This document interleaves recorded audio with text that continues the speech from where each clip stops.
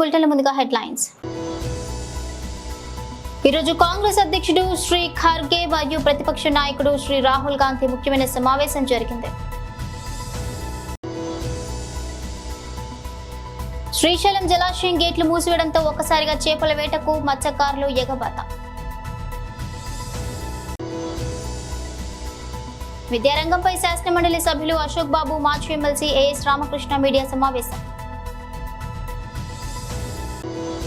పాలేరు సాగునీటి కష్టాలు తీర్చిన ఘనత కేసీఆర్. పాలేరు నీటి కష్టాలు తీర్చాలంటే ఉమ్మడి ఏపీలో సాధ్యం కాలేదు, మంత్రి తుమ్మల నాగేశ్వరరావు.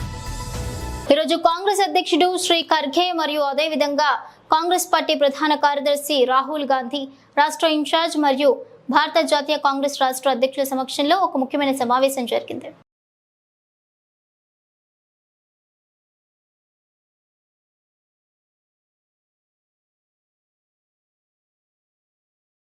పాలేరు సాగునీటి కష్టాలు తీర్చిన ఘనత కేసీఆర్దే. పాలేరు నీటి కష్టాలు తీర్చాలంటే ఉమ్మడి ఏపీలో సాధ్యం కాలేదు. ఆనాడు ఉమ్మడి పాలనలో తాగడానికి నీళ్లు లేక చుట్టాల ఇంటికి పోయే పరిస్థితి ఉండేది. ఇప్పుడు పాలేరు రూపురేఖలు మారిపోయాయి. ఆనాడు పశువులకు తాగడానికి నీళ్లు లేక ఊర్లు వదిలి వెళ్లిపోయే పరిస్థితి ఉండేది. తెలంగాణ ఏర్పడిన తర్వాత ఆనాడు సీఎం కేసీఆర్ ను ఒప్పించి 76,000 ఎకరాలకు సాగునీరు వచ్చేలా చేశాను, మంత్రి తుమ్మల నాగేశ్వర అన్నారు. పాలేరు నుంచి ఇమ్మీడియట్ గా లిఫ్ట్ చేసి ఎస్ఆర్ఎస్పి కెనాల్లో వేస్తే 76,000 ఎకరాలు పాలేరు నియోజకవర్గంలో నీటిపారుదల వస్తుందని చెప్పి ఆ రాజు ప్రభుత్వాన్ని ఒప్పించి, ముఖ్యమంత్రిని ఒప్పించి ఇదే పెద్ద మనిషితోటి ఆ పనులు చేయించాను. ఈ ఆటకి దగ్గరగా 7-8 సంవత్సరాలు, 6-7 సంవత్సరాలు పాలేరు రూపురేఖలు మారిపోయినాయి. తాగటానికి నీళ్ల కోసం చుట్టాలిళ్ళకి పోయేటటువంటి పరిస్థితి, పశువులకు నీళ్లు పెట్టుకోవటానికి ఊళ్ళు వదిలిపెట్టి ఆవులు ఎడ్లు తోలుకొని చుట్టాలిళ్ళ కాడ బతికేటటువంటి పరిస్థితి, భరోసా లేనటువంటి బతుకు, పంట చేతికి రాదనే భయంతో అప్పులు తీర్చలేనటువంటి తిరుమలాయపాలెం మండలం.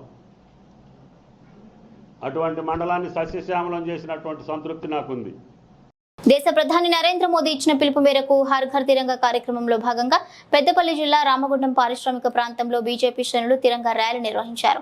ఈ సందర్భంగా రామగుండం కార్పొరేషన్ కార్యాలయం నుంచి పార్టీ శ్రేణులతో పాటు యువకులు, విద్యార్థులు 3 రంగుల జెండాతో గోదావరికని పట్టణ చౌరస్తా వరకు పెద్ద ఎత్తున ర్యాలీ నిర్వహించారు. వందే మాత్రం అంటూ దేశభక్తిని చాటుతూ త్రివర్ణ పతాకంతో ఊరేగింపుగా వెళ్లారు. ఈ సందర్భంగా బీజేపీ పార్టీ రామగుండం ఇన్ఛార్జ్ కందుల సంధ్యారాణి మాట్లాడారు. ఈ కార్యక్రమంలో బీజేపీ పార్టీ నాయకులు, కార్యకర్తలు తదితరులు పాల్గొన్నారు.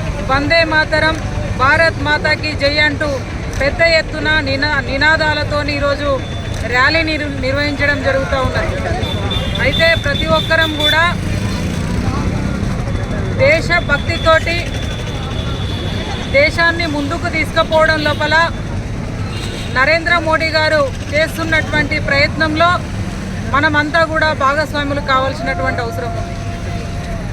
ఇవాళ ఏదైతే మనం ఈ స్వాతంత్రం కోరుకున్నామో, ఆనాడు ఎంతోమంది మహనీయులు పోరాటం చేసిండ్రో, స్వేచ్ఛ, సమానత్వం, ఆర్థిక స్వావలంబన దిశగా ఏదైతే మనం కోరుకున్నామో అవన్నీ కూడా ఈరోజు నరేంద్ర మోడీ గారి భారత ప్రభుత్వం, భారతీయ జనతా పార్టీ ప్రభుత్వంలో ఇవాళ అమలవుతూ ఉన్నాయి. ప్రజలంతా కూడా చూస్తూ ఉన్నారు. ఆ ముప్పన్నెల జెండా ప్రతి ఒక్కరి జీవితాల్లో రేపటి రోజులలో అందించాలి అనేటువంటి సదుద్దేశంతో మాత్రమే ఈ కార్యక్రమాన్ని తీసుకోవడం జరుగుతూ ఉన్నదని ఈ సందర్భంగా భావిస్తూ ఈ ర్యాలీలో పాల్గొన్న ప్రతి ఒక్కరికి కూడా మేము హృదయపూర్వకంగా ధన్యవాదాలు తెలియజేస్తూ ఉన్నాము. ముఖ్యంగా మా పార్టీ ఆదేశాలు ఇవాళ ఎక్స్ ఆర్మీ కుటుంబాలు ఎవరైతే ఉన్నారో, దేశ సరిహద్దులలో దేశం కోసం పనిచేసినటువంటి వారి కుటుంబాలని త్యాగం చేస్తున్నటువంటి ఎక్స్ ఆర్మీ వాళ్ళందరికీ కూడా ప్రత్యేకంగా పార్టీ నుంచి జాతీయ జెండాని గౌరవంగా అందించాలని చెప్పి పార్టీ యొక్క ఆదేశాలు. అందుకొరకే ఈరోజు మొదటగా వారికి జాతీయ జెండాని ఎక్స్ ఆర్మీ వాళ్ళందరికీ కూడా అందజేసిన తర్వాత ఈ ర్యాలీని ప్రారంభం చేస్తూ ఉన్నాము.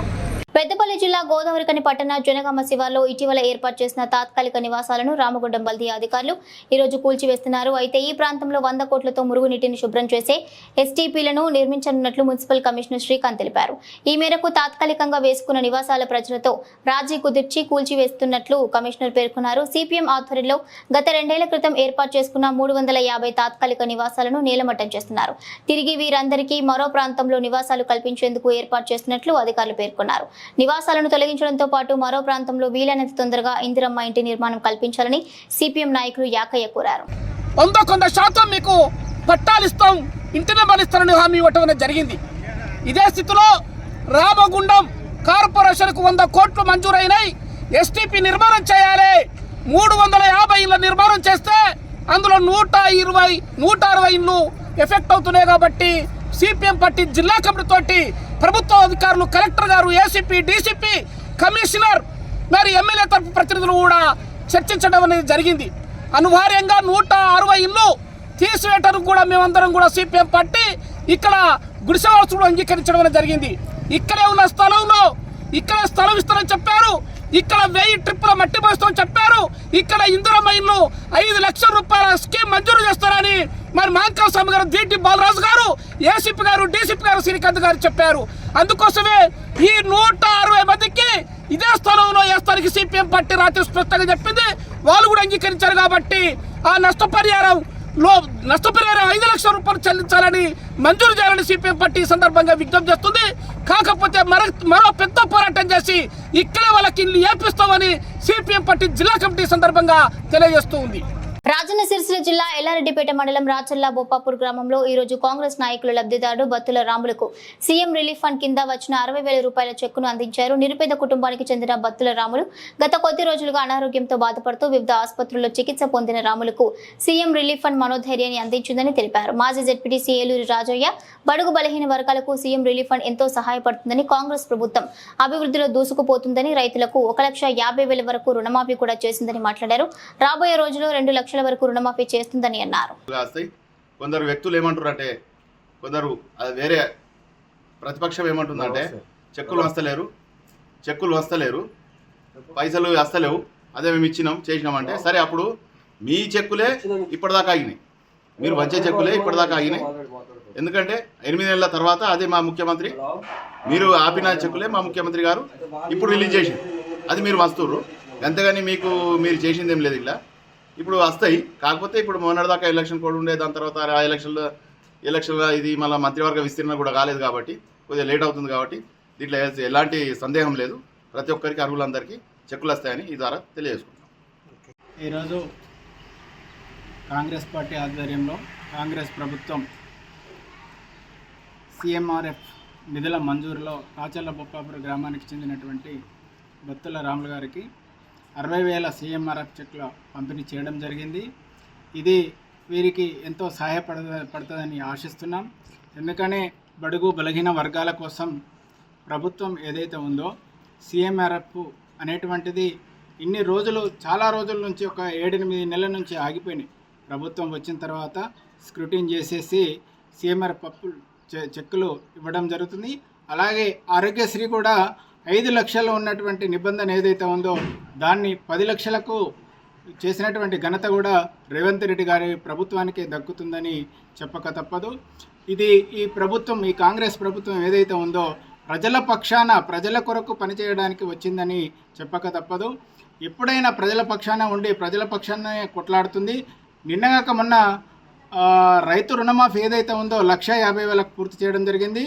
ఈరోజు 2 లక్షల వరకు చేస్తామనేటువంటిది ఆగస్టు 15 లోపు 2 లక్షల రుణమాఫీ పూర్తి చేసి రైతుల గుండెల్లో చిరస్థాయిగా ఈ ప్రభుత్వం నిలుస్తుందని చెప్పక తప్పదు. ఈ ప్రభుత్వానికి ఈ తెలంగాణ ప్రజలు రుణపడి ఉంటారని ఆశిస్తున్నాం. శ్రీశైలం జలాశయం గేట్లు మూసివేయడంతో ఒక్కసారిగా చేపల వేటకు మత్స్యకారులు వచ్చారు. ఎగువ ప్రాంతాల నుంచి వరద నీరు తగ్గిపోవడంతో సోమవారం సాయంత్రం శ్రీశైలం జలాశయానికి సంబంధించి 9 గేట్లను మూసివేశారు. గేట్లు మూసివేయడంతో స్థానిక మత్స్యకారులు ఈ రోజు ఉదయం ఒక్కసారిగా చేపల వేటకు బయలుదేరారు. చిన్న బుట్టలు వేసుకుని నదిపై వేటకు వెళ్తుండగా ఎవరో వీడియో తీసి ఎక్స్ వేదికగా పోస్ట్ చేశారు. ఈ వీడియో అందరినీ మంత్రముగ్ధులను చేస్తోంది. వేట కోసం పదులు వందల సంఖ్యలో మత్స్యకారులు బుట్టల్లో వేగంగా వెళ్తున్నట్లుగా ఉన్న ఈ అద్భుత దృశ్యం అందరినీ ఆకట్టుకుంటోంది. శ్రీశైలం డ్యామ్ లో ఒక గేట్ నుంచి మాత్రమే నీటిని వదులుతుండగా మత్స్యకారులు చేపలు పట్టేందుకు ముందుకు కదులుతున్నారు. విద్యారంగంపై శాసనమండలి సభ్యులు అశోక్ బాబు, మాజీ ఎమ్మెల్సీ ఏఎస్ రామకృష్ణ మీడియా సమావేశం నిర్వహించారు. ఎన్టీఆర్ భవన్ అమరావతి నుండి ప్రత్యక్ష ప్రసారం చూద్దాం.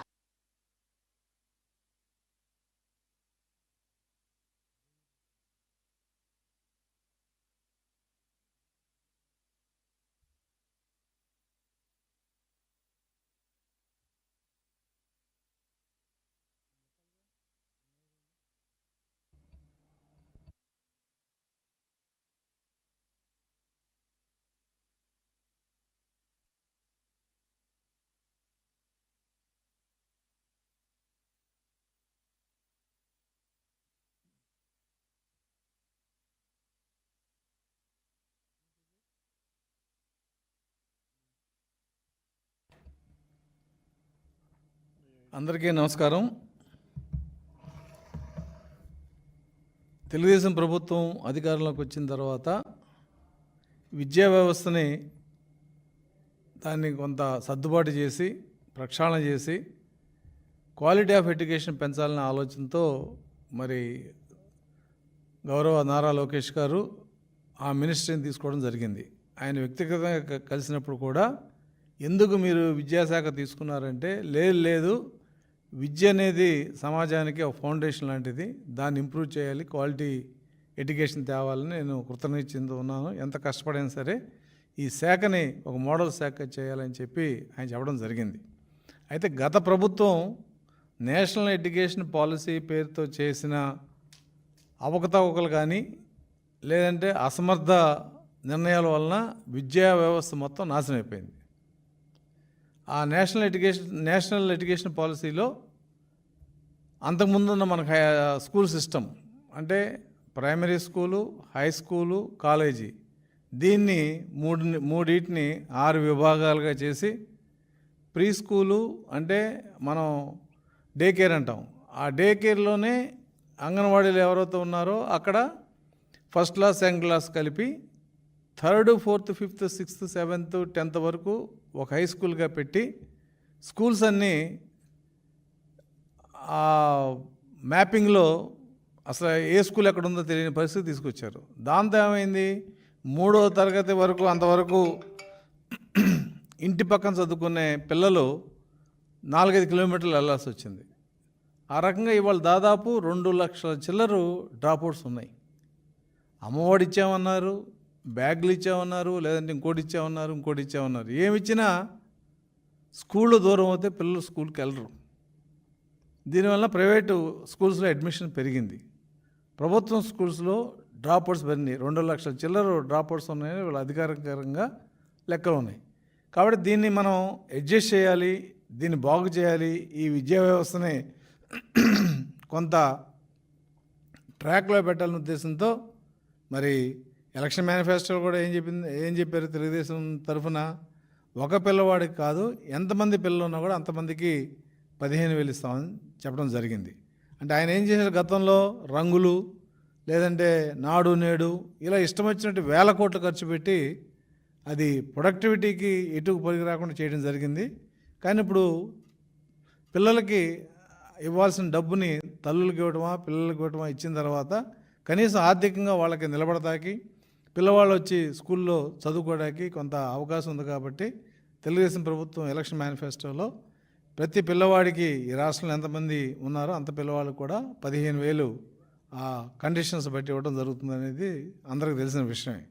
అయితే ఇప్పుడు విద్యా వ్యవస్థలో గత ప్రభుత్వం చేసిన పొరపాట్ల వలన ఇంబ్యాలెన్స్, అంటే 10 మంది ఉండాల్సిన స్కూల్లో 3 ఉంటాం, 4 ఉండాల్సిన స్కూల్లో 15 మంది ఉంటాం. ఇలా టీచర్సు షార్టేజ్ ఒక పక్కన సర్ప్లస్.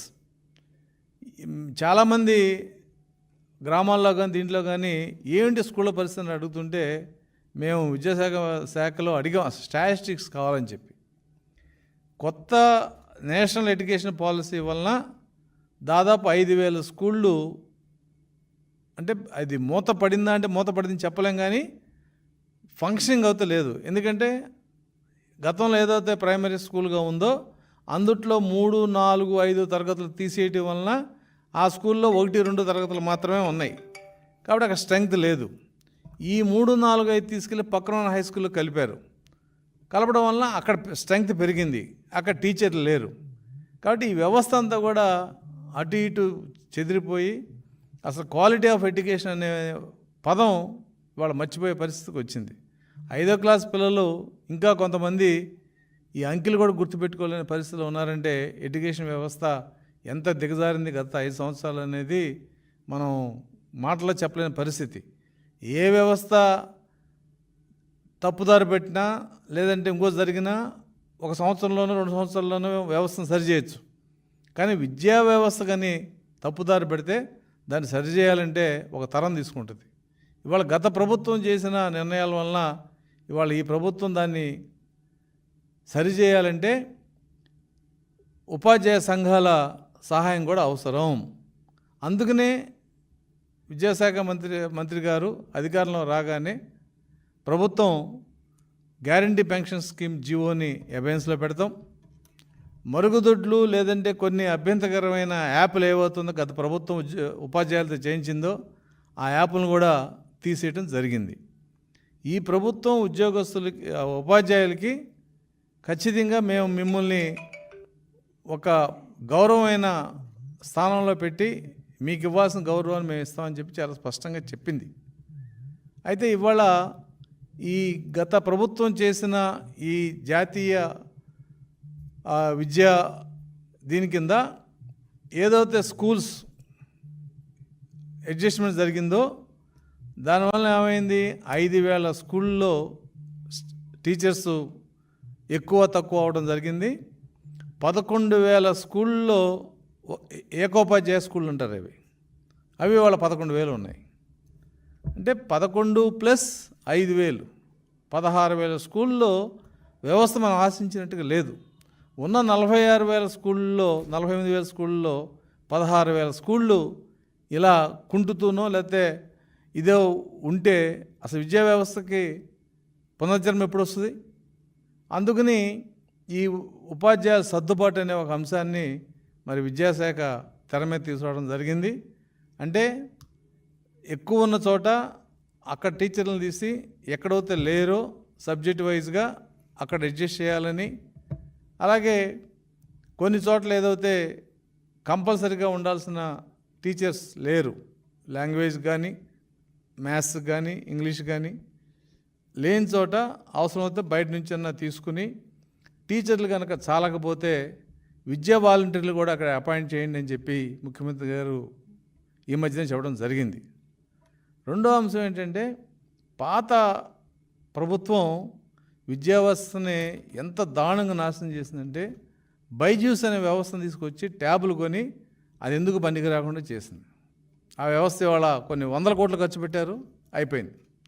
అలాగే ఎడెక్స్ ఐబీ సిలబస్ అది ఇంటర్నేషనల్ స్టాండర్డ్లో ఉంటాయి.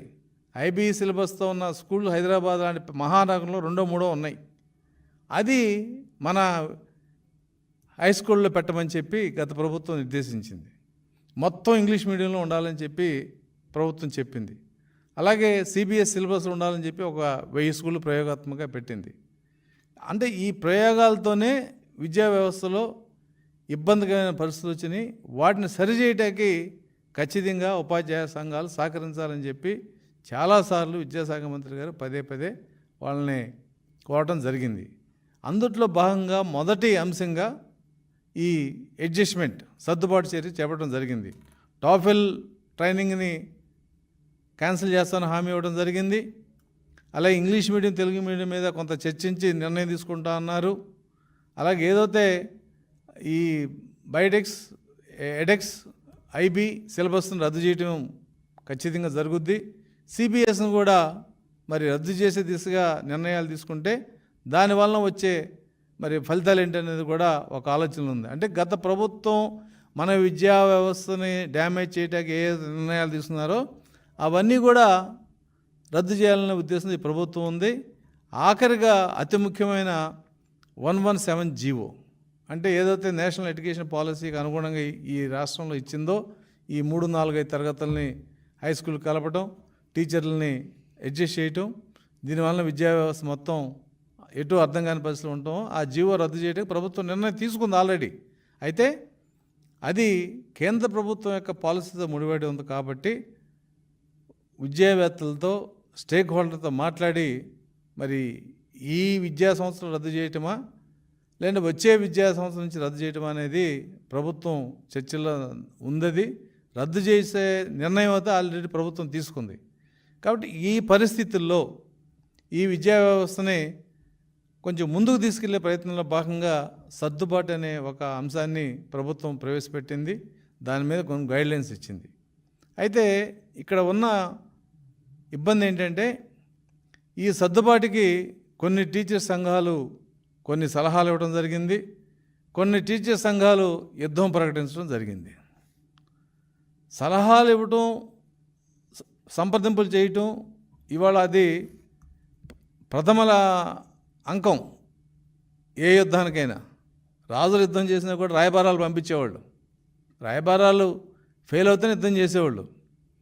కానీ ఉపాధ్యాయ సంఘాల్లో వాళ్ళ స్వార్థానికో రాజకీయ కారణాలు నాకో తెలియదు, కానీ కొన్ని సంఘాలు సార్ మీరు ఇచ్చిన ఈ సర్దుబాట్లు గైడ్లైన్స్లో ఈ అంశాలు మరి మాకు ఇబ్బందిగా ఉంది, మీరు కన్సిడర్ చేయండి అని చెప్పి ప్రభుత్వానికి నివేదిక ఇవ్వటం. కొన్ని సంఘాలు అసలు ఇది మీరు చేయటానికి వీల్లేదు, చేస్తే మేము రోడ్డు మీదకి వెళ్తాం, సమ్మె చేస్తాం, మెరుగు సమ్మె చేస్తాం, యుద్ధం చేస్తామని చెప్పి కాగితాలు ఇవ్వడం జరిగింది. సరే దీని మీద మరి నేను ఉద్యోగ సంఘ నాయకుడిగా ఉన్నా కూడా గతంలో జేఏసీ నేను సారథ్యం వహించడం జరిగింది. ఉపాధ్యాయ సంస్థలు నాకు తెలుసు. ఎడ్యుకేషనిస్ట్గా రామకృష్ణ గారు మేము ఈ రోజున కమిషనర్ స్కూల్ ఎడ్యుకేషన్ కలవటం, అక్కడి నుంచే సెక్రటరీ స్కూల్ ఎడ్యుకేషన్ కూడా ఫోన్లో మాట్లాడటం జరిగింది. రేపు అంటే ఈరోజు 12-13 జరగవలసిన ఆ సర్దుబాటు చర్య ఏదవుతుందో దాన్ని ముందుగా వాయిదా వేయమని చెప్పి అడిగాం. ముందుగా దాన్ని వాయిదా వేయడం జరిగింది. ఇందులో ఉన్న ప్రధాన అంశాలు ఏంటంటే, ఒక టీచర్ని ఇప్పుడు పనిచేస్తున్న చోట నుంచి ముందుగా మండలంలోనే ఇంకో స్కూల్కి సర్దుబాటు చేయడం జరుగుద్ది. సపోజ్ మున్సిపాలిటీల్లో విజయవాడ అరండల్పేటలో కొన్ని స్కూల్లో 3 టీచర్లు ఎక్సెస్ ఉంటే వాళ్ళని తీసుకెళ్ళి గవర్నర్పేటలో కనుక టీచర్లు షార్టేజ్ ఉంటే గవర్నర్పేట హై స్కూల్లో అడ్జస్ట్ చేస్తారు. లేదు గవర్నర్పేట హై స్కూల్లో కనుక ఎక్కువ ఉంటే వీళ్ళని తీసుకెళ్ళి కొత్తపేట హై స్కూల్లో అడ్జస్ట్ చేయొచ్చు. ఇది సర్దుబాటు మాత్రమే, ఇది ట్రాన్స్ఫర్ కాదు.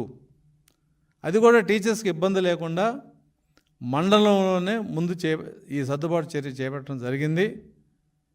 మండలంలో సర్దుబాటు అయిన తర్వాత ఇంకా మండలంలో కనుక సర్ప్లస్ కానీ షార్టేజ్ కానీ ఉంటే మండలం బయట ఒక డివిజన్ని ఒక యూనిట్గా తీసుకుని రెవెన్యూ డివిజన్ని వాళ్ళని లోపలికి ఈ మండలంలోకి తేవటమో ఈ మండలం వాళ్ళని బయటికి చేయటమో, అది కూడా ఈ స్టేక్ హోల్డర్స్ ఎవరవుతున్నారో వాళ్ళతో సంప్రదించేస్తామని చెప్పి ఇవాళ కమిషనర్ గారు హామీ ఇవ్వడం జరిగింది. దానివల్ల మరి చాలా సంఘాలు హర్షం వ్యక్తం చేసినాయి. ఇవాళ జరగవలసిన ఈ కార్యక్రమం వాయిదా పడింది. ఇవాళ జరగవలసిన ఈ సర్దుబాటు కౌన్సిలింగ్ లాంటిది వాయిదా పడింది. అలాగే కమిషనర్ గారు మేము అడిగిన దాని మీద ఏదైతే ఈ సీనియారిటీ లిస్టులు ప్రకటించారో ఆ సీనియారిటీ లిస్టుల్లో ఉన్న ఏదైనా క్లరికల్ మిస్టేక్లు కానీ లేదంటే ఏదన్నా ఎక్కువ తక్కువలు జరిగినా కూడా వాటిని మాడిఫై చేసి అబ్జెక్షన్స్ ఇచ్చే అవకాశం ఇవ్వమంటే ఆయన దానికి ఆగస్టు 15 దాకా నేను అవకాశం ఇస్తాను, ఆ లిస్టులో అవసరం అవుతే మేము మారుస్తామని హామీ కూడా ఇచ్చారు. కాబట్టి ఇవాళ జరగవలసిన 12-13 జరగవలసిన ఈ సర్దుబాటు కార్యక్రమం పూర్తిగా వాయిదా పడింది. ఈరోజు ఏదైతే 3 గంటలకి ఆ లిస్టులు ప్రకటిస్తున్నారో ఆ లిస్టుల్ని ఆ మండలాల్లో ఉన్న ఉపాధ్యాయ సంఘాలు కానీ ఉపాధ్యాయులు కానీ చూసుకుని అందుట్లో ఏదన్నా కరెక్షన్స్ ఉంటే ఆ కరెక్షన్స్ని అక్కడున్న డీడీఓకో లేకపోతే మీ ఎంఈఓకో హెచ్ఎంకో చెప్తే వాటిని వాళ్ళు కరెక్ట్ చేసి మళ్ళీ కమిషనర్ స్కూల్ ఎడ్యుకేషన్ పంపిస్తే రివైజల్ లిస్టులు పంపిస్తామని చెప్పి వాళ్ళు స్పష్టంగా జరిగింది. అవసరమవుతే రేపు 17వ తారీఖున కేవలం మండలంలో సర్దుబాటు చేసే ప్రక్రియని మేము చేపడతామని చెప్పి ఆయన స్పష్టంగా చెప్పడం జరిగింది. అంటే గతంలో ఇటువంటి సర్దుబాటు చర్య చేస్తా అన్నప్పుడు కూడా మేము చెప్పాం, సార్ ఇది కొంత ఇబ్బంది ఉంది, మీరు శనివారం ఆదివారం పెట్టారు, మరి దానివల్ల హాలిడేస్ కూడా ఉన్నాయి, దీన్ని వాయిదా వేయమంటే ఆ వాయిదా ఈరోజు జరిగింది. మరి ఇవాళ నేను కూడా చూశాను. బులెటిన్ ముగించే ముందు హెడ్లైన్స్ మరోసారి. ఈరోజు కాంగ్రెస్ అధ్యక్షుడు శ్రీ ఖర్గే మరియు ప్రతిపక్ష నాయకుడు శ్రీ రాహుల్ గాంధీ ముఖ్యమైన సమావేశం జరిగింది. శ్రీశైలం జలాశయం గేట్లు మూసివేయడంతో ఒక్కసారిగా చేపల వేటకు మత్స్యకారులు ఎగబాత. విద్యారంగంపై శాసనమండలి సభ్యులు అశోక్ బాబు, మాజీ ఎమ్మెల్సీ ఏఎస్ రామకృష్ణ మీడియా సమావేశం. పాలేరు సాగునీటి కష్టాలు తీర్చిన ఘనత కేసీఆర్. పాలేరు నీటి కష్టాలు తీర్చాలంటే ఉమ్మడి ఏపీలో సాధ్యం కాలేదు, మంత్రి తుమ్మల నాగేశ్వరరావు. ఇవి బులెటిన్ అప్డేట్స్.